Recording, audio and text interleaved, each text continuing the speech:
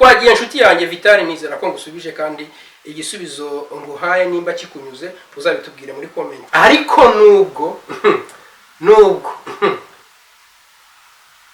wanyimye amatwi, ariko nta kibazo, turizera ko nta kidashoboka mu buzima, uretse gucisha ipantaro mu mutwe, kuko uramfasha cyane bikandenga by'ukuri, kubera ko turabakunda cyane, tunabasuhuza. By the way, turabasuhuza cyane, na mukuru wawe mubwira ati imyiteguro myiza, kandi tubari inyuma, turabashigikiye.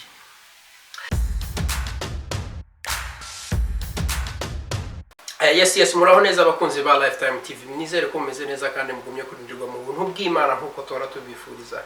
Uyu munsi ni umunsi udasanzwe kuri twebwe, ni umunsi w'umugisha, ni umunsi we bless our God. Ndizera ko namwe ari uko, kandi namwe mukeka ko bitameze neza, suko bizahora cyangwa se suko bihora bimeze. Uyu munsi biranga, ejo bigakunda, ejo bikanga. Nuko ubuzima tugomba kubumenyera, nako tugomba kubwakira. Ya mbere yuko nkomeza ibikorwa by'uyu munsi cyangwa se icyo nabateguriye cy'uyu munsi, muraza kunyihanganira mbanze kubiyeskuzaho, kubera ko maze iminsi ndwaye, maze iminsi nameze neza, ariko nabonye SMS ari cyo kiganiro cy'uyu munsi nateguye cyane, y'umuvandimwe wansabye ko nasobanura neza impamvu abantu bajya ku ishuri bishura skati, n'abandi bake muri bo turi buze gushimira cyane ku bikorwa byiza byabo n'umurimo mwiza wabo bagomba gukora ku kiganiro cyose tuba twakoze, cyangwa se kuduhereza support mu buryo bwabo bwose bashoboye, bwo kuduhereza ibitekerezo n'inyunganizi muri comment cyangwa se inbox. Turaguma tubashimira cyane, turaza kubabwira amazina yabo abari bo bose, kandi tubamenyeshe ko turabashimira cyane rwose, n'ukuri kandi biratunyura. Mbere nkuko nabibabwiye ko ndibuze kubiyeskuzaho, maze iminsi ndwaye, ntabwo meze neza. Nibuza kumva ijwi ritameze neza cyangwa se ritameze nkuko byari bisanzwe, muze kumenya ko hari ikibazo. Nari maze iminsi mfite ikibazo cya grippe, umuriro mwinshi n'umutwe, ariko ndizera ko uyu munsi navuze ati ntabwo bigomba kurenga nakoze ikiganiro cyo kubwira abavandimwe bifuje ko nabakorera ikindi kiganiro cyerekaniye n'ibyo bansabye.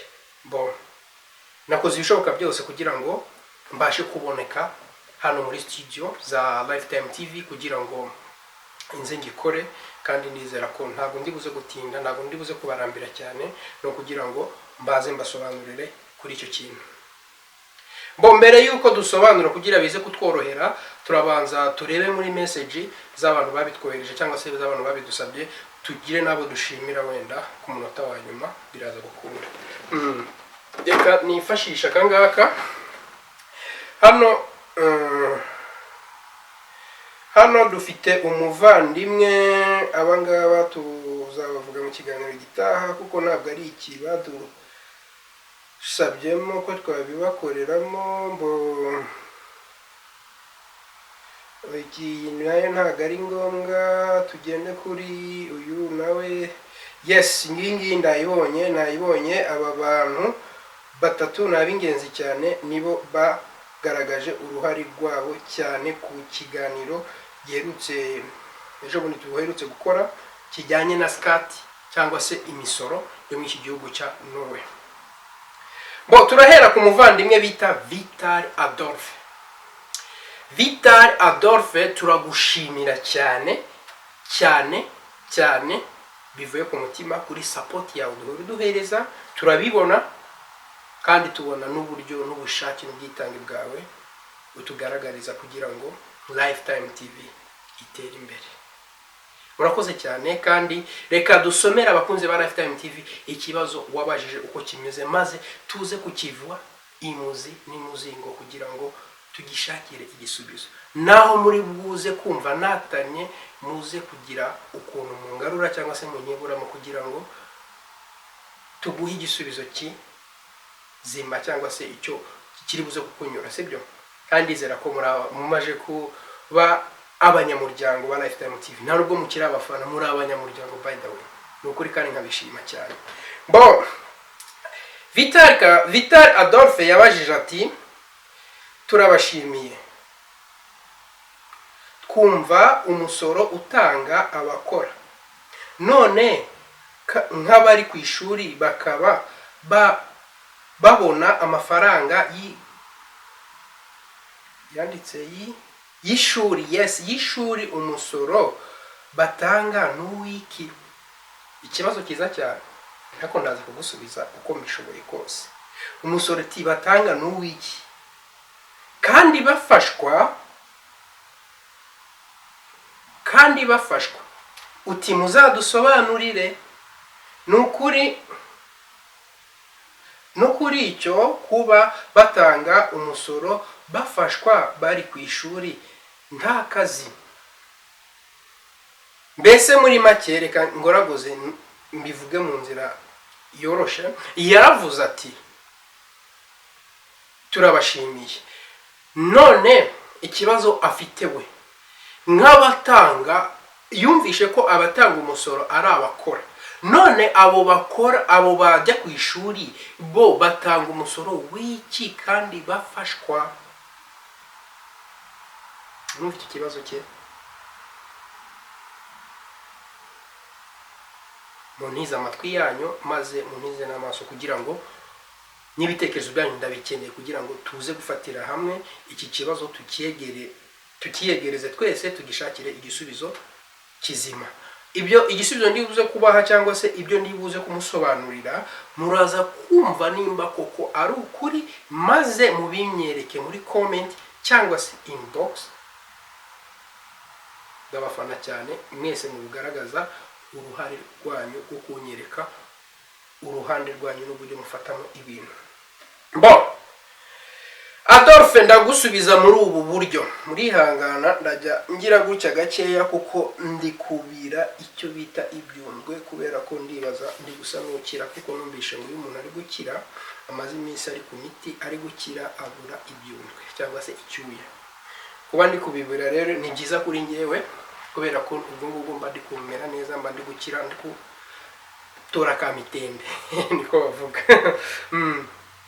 Adolphe, ndaza kugusubiza muri ubu buryo. Impamvu abanyeshuri cyangwa se abajya ku ishuri bagomba kwishyura imisoro kandi bafashwa, numva ko kantu neza, kandi bafashwa. Yego twabyita ko ari ugufasha, ariko mu by'ukuri si ugufasha, kubera ko ari amafaranga ubona cyangwa se umuntu ahabwa iyo yagiye ku ishuri, babifata nk'akazi, kubera ko iyo usiba cyane cyangwa se utari kujya ku ishuri ntabwo bayaguha. Icyo mucyumve neza. Kandi niyo batayaguhaye yose cyangwa se bakayagukata, ni bande bayagukata? Ntabwo ari ku ishuri wigaho cyangwa ikigo uba wigaho cyangwa bariya bakuru bawe. Murabizi ko ku ishuri tuba dufite abarimu bacu bo bita umwarimu bita contact lare. Contact lare aba afite umukuru we bita rector, noneho ngaho nab'ikigo. Urumva ko contact lare aba afite umukuru wiwe, umukuru wiwe nawe aba afite undi mukuru wiwe ahakura ibyo agomba gutanga cyangwa se agomba kwihereza abanyeshuri muri komine cyangwa se hejuru handi. Aho ngaho nabangiye kurengerana, abangiye kwinjira muri byinshi, reka tugarukiraho. Urumva nyine buri umuntu aba afite mukuru wiwe kugira ngo ibintu bize kujya mu buryo. Mbo noneho mwibuke kandi ko dufite veiledning. Veiledning ni wa muntu gushinzwe mu bibazo byerekaniye ni bya nave kwa muganga, no kwa muganga, yes, ubuzima mbese busanzwe bwo hanze. Apana ibintu byo kwishuri. Kwishuri uba ufite contact ware, ugomba kukumenyera ibijyanye n'amasomo. Noneho handi nabo baba bari hafi ama office yabo bayegeranya kenshi cyane. Ngiye nkaho nize ni ukuvuga ngo Voxen Uplaring yabaga hejuru, amashuri yabaga hejuru. Frictinin Tienest nayo iba hasi, ofisi zabo ziba hasi. Urumva ko Frictioning TNST ni ofisi zijyanye n'abagushinzwe mu buzima bwawe kuva aho wagereye Norvège cyangwa se mu gihugu cya Europe. Umunsi uhakandagiriye uba ufite umuntu ugomba kukurikirana, niba atabasha no kugukurikirana aba afite umuntu nawe atuma akakumenyeraho ubuzima, kuko veiledning akenshi ntabwo agusanga mu rugo rwawe, aba afite umuntu nawe atuma. Ariko iyo uri ku ishuri cyangwa uri kuri ofisi niwe mwibonanira amaso ku maso. Veiledning ni ugomba kumenya ubuzima bwawe bwa process yose mu myaka 2 cyangwa 3. Uwo niwe bita veiledning. Ugomba kukuyobora, ugomba kumenya icyo ushaka, icyo ugomba uri uharanira kugeraho, uwo nguwo ni ugomba kugukurikira. Ariko mwibuke agukurikirana mu gihe ukiri kuri intro. Iyo intro yawe, introduction program irangiye, no kuvuga ngo ntabwo aba cyemerewe kuba agukurikirana cyangwa se yagira ibintu byinshi agufashamo. Simvuze ko bakwima ubufasha uramutse ubukenewe, ariko ntabwo habwa ubufasha nk'uko wabubonaga mbere. Please munyumve kuri ako kantu. Adolphe niwe nkiriho turi gusubiza. Wabyumvishe ngugiye iyo ntuze yose, iyo process yose kugira ngo ubashe kuza kubisobanukirwa neza ibyo nkubwira. Noneho ni bande bakata amafaranga yawe ugomba guhembwa? Ntabwo ari umwarimu, ntabwo ari veiledning. Ubyumve, bo babigiramo uruhare kugira bayagukate. Babigiramo uruhare gute? Iyo uri gusiba ku ishuri, sibyo? Turabizi ko veiledning wawe ntago abaza ku ishuri class wigamo ngamenye ngo waje cyangwa ntiwaje. Ninde utanga amakuru? Ni umwarimu wawe, contact lare. Kuko murabizi buri kuje ku ishuri baranota, bagahamagara uwaje utaje bakandika. So iyo utaje rimwe kabiri nk'icyumweru cyangwa se iminsi ngahe, baranira kumenya, bahereza amakuru contact lare. Contact lare wawe atanga amakuru ku mukuru. Umukuru nawe agatanga amakuru kuri veiledning, umuntu ushinzwe mu buzima busanzwe bwo hanze.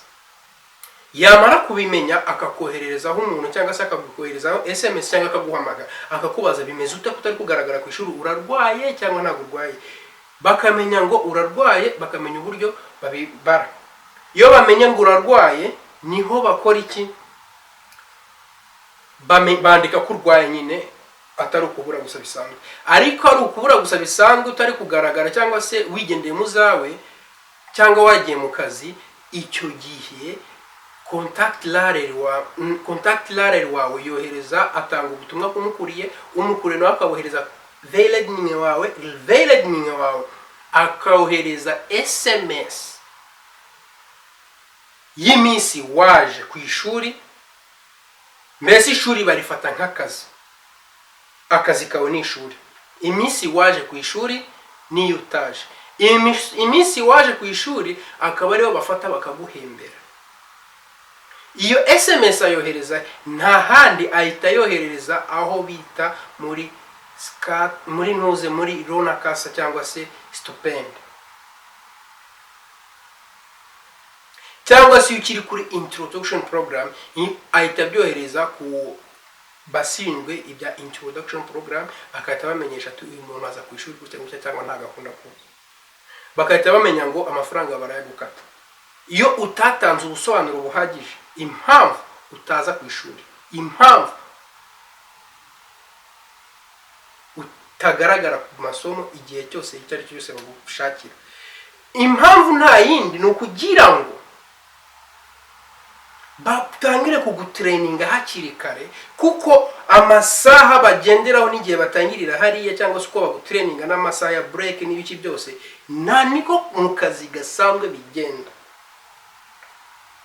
Uko ku ishuri bigendaho bitandukanye gusa nuko ari ishuri baba bari kuguha ubumenyi, ubu no kwiyungiraho ubumenyi ku bintu byinshi bigiye bitandukanye, cyangwa se no kuguha amasomo ukiyungiraho ubumenyi. Ariko no mu kazi gasanzwe amasaha yo kuruhukiraho, amasaha yo kwinjiriraho, ibyo bagenderaho no mu kazi no.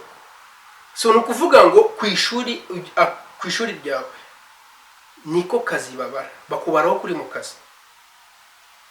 Ndakeka aho ngaho turi kumvikana cyangwa se turi kumwe hamwe.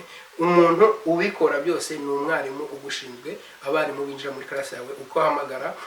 Wibuke ko maka kano nkongeremo umwarimu aba afite contact lare gati mwibuke ko umwarimu aba afite buri class bifite contact lare wabo. Contact lare wabo rero mwibuke ko ni class imwe ashobora kwinjiramo abarimu babiri cyangwa se batatu barenga bane, wenda biterwa ni class yariyo cyangwa se nibyo yigisha. Aba barimu ko binjiyemo ntabwo baba bagushinzwe cyane kuri wowe kubijyanye n'amashuri, ahubwo haba hari umwarimu contact lare, icyo bita contact lare. Nta numenya capacity yawe, level umaje kugeraho, urwego uriho, gutya na gutya bakamenya na class n'amashuri bagomba kugushiramo bitewe n'urwego baba bakubonyemo. Ariko umuntu ubigiramo uruhare cyane ni umwarimu wawe ugukuriye mu by'amashuri bita contact lare.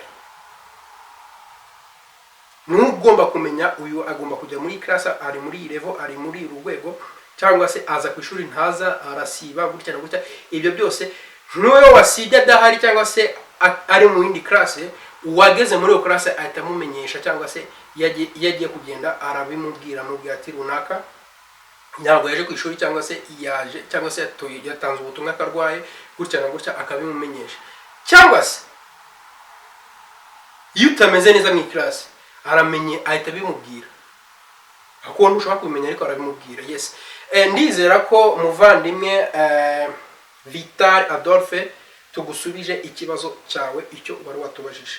Nicyo kintu mu magambo make no kuvuga ngo ishuri barifata nk'akazi, kandi n'amafaranga uhabwa uri kuri introduction program, wenda dufate nk'urugero, niba uhabwa ibihumbi 14, tuvuge n'urugero, cyangwa 15, barafata ibihumbi 2 n'urugero ntanze, sinzi amafaranga yuhabwa bitewe na komini urimo, bafata nk'ibihumbi 2 bakagira ute, bakabikuraho muri bya bihumbi 15 n'urugero ngoro natanze, bakarugira gute 2 bikajya muri skat, bikishyura imisoro, kuko babifata nk'akazi. Ishuri buri kwiga nk'akazi kawe, kuko yubuze iminsi myinshi utatanzwe ubusobanuro baragukata, ntabwo uhembwa amafaranga yuzuye cyangwa se uhabwa amafaranga yuzuye. Nari gutanga urugero rw'amafaranga, nimba ari ibihumbi 15 bagakuraho 12 nako bitatu, bagakuraho 2 bakabihereza, bikishura umusoro, nyono byamara kwishura umusoro, wowe nawe ubwawe ukagira ute, ugafata 12 ngahe 13, wowe ukagira ngo ntabwo wishyuye skat ariko kuba wayishyuye, kubera ko mu busanzwe ni ukuvuga ngo ni urugero natanze, nimba ugenewe ibihumbi 15, wowe muri account yawe ubonamo 13, ukagira ngo nta skat wishyuye cyangwa se nta musoro wishyuye. Hoya, uba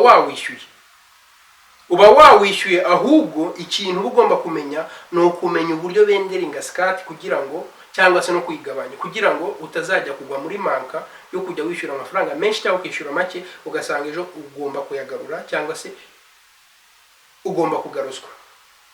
Icyo kintu nicyo ugomba kuzirikana, ukamenya ngo benderinga skat gute, bayongera gute, bayigabanya gute, kugira ngo ibintu bigume kujya mu buryo. Ariko inama nakugira ni ukongera skat ikajya hejuru kugira ngo uzagarurirwe, kuko iyo wishyuye makeya ugomba kwishyura y'umwaka uri kurangira.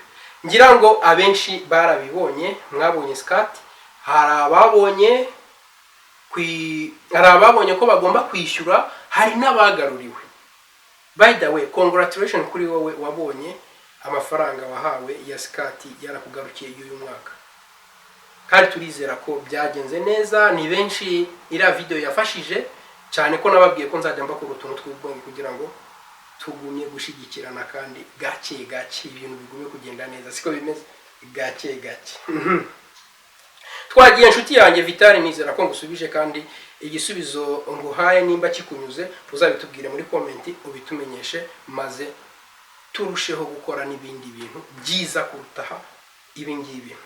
Niturangiza ahangaha aho tumaje gusubiza umuvandimwe wacu Vital, turajya ku muvandimwe wacu bita Hakizimana Obardi.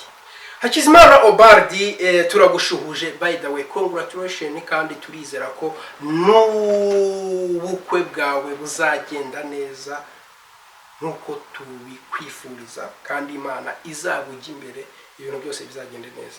Turagusuhuje cyane, tunagusuhuza wowe Muyomba niko navuga anko wanjye. Uyu ni umwana wa anko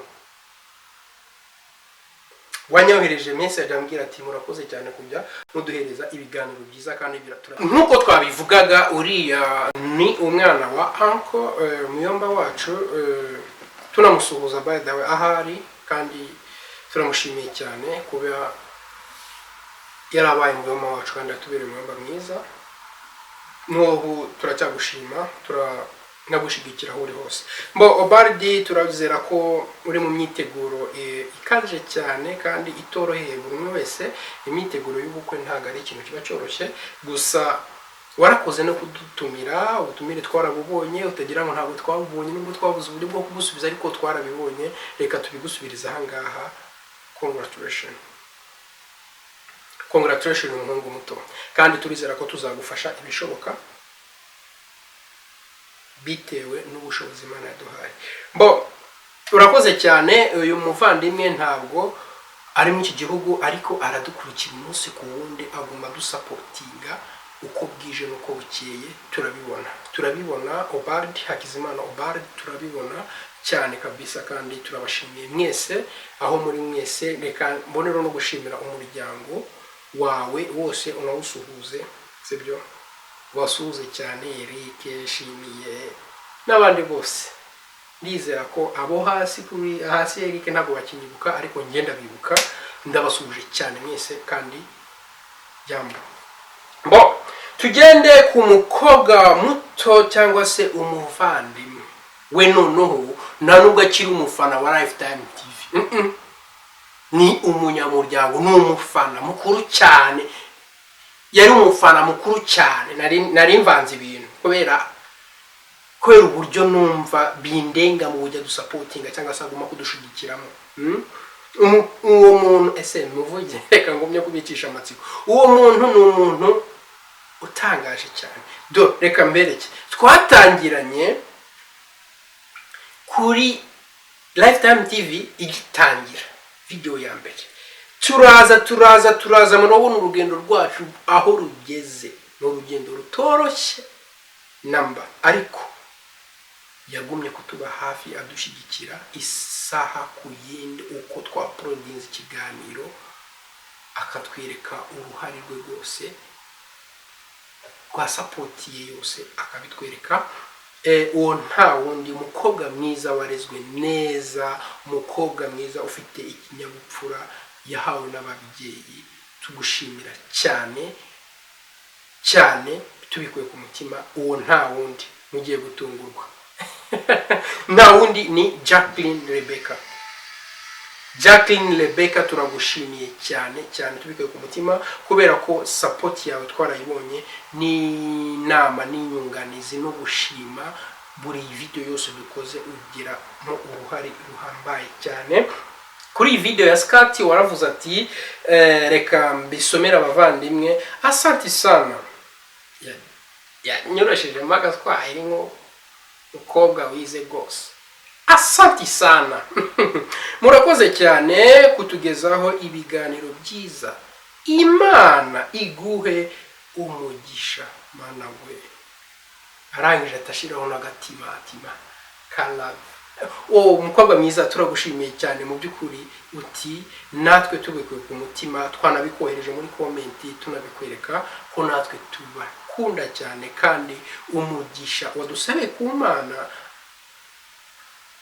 bibe bityo, kandi Imana iwutwongerere, nawe ari nako iwukongerera, kandi igume kujya imbere mu bikorwa byawe byose, ndetse n'ibikorwa bya sister mukuru tutavuze izina kubera imiteguro arimo. Nawe turazi ko afite uburere yahawe n'ababyeyi bombi, kandi turabakunda cyane, tunabasuhuza by the way. Turabasuhuza cyane, na mukuru wawe mubwira ati imiteguro myiza, kandi tubari inyuma, turabashigikiye.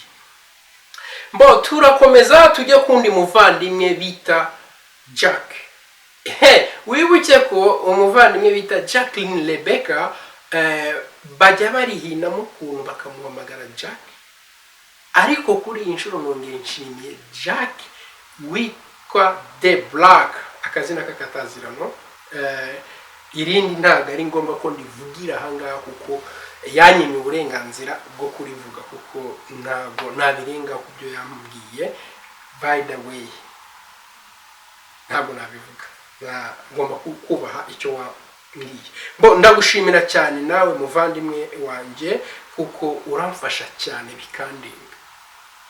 bikandenga pe, bikandenga by'ukuri, kubera ko unyereka urukundo rudasanzwe, wandutiye kuba uri inshuti, ahubwo ubu ngubu uri kuri level y'umuvandimwe. Ariko nubwo